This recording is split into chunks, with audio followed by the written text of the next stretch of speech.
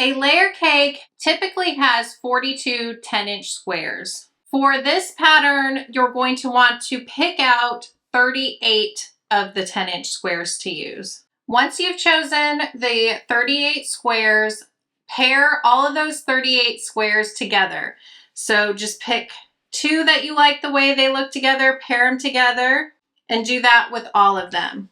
On the back of one of the squares in each pair, mark the half point on the square. So go 5 inches over and draw a line.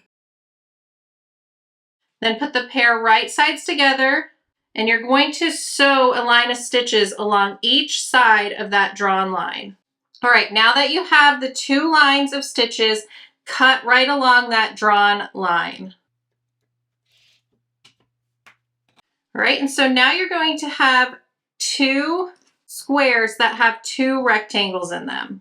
You're going to sew all of your sets that same way. Mark the back of one of the sets at the halfway point, so 5 inches over.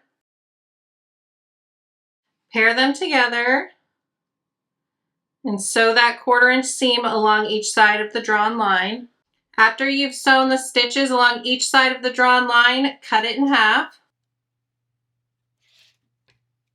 And then press your seams.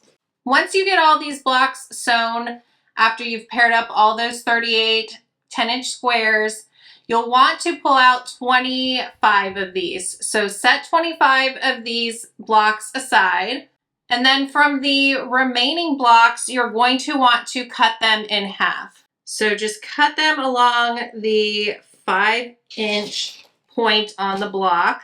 And then you're going to have some blocks that look like this. You're going to want 25 of these after cutting those remaining blocks in half. And that's it. You're going to have 25 blocks that look like this and 25 blocks that look like this. And you're just going to assemble your quilt top.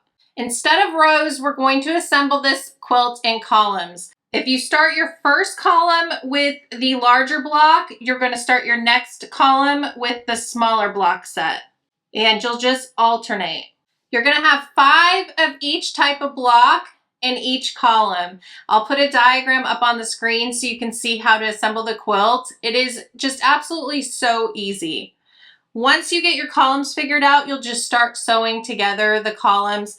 You'll place right sides together, sew a 1/4 inch seam, press your seams, and finish off the column and then sew them all together.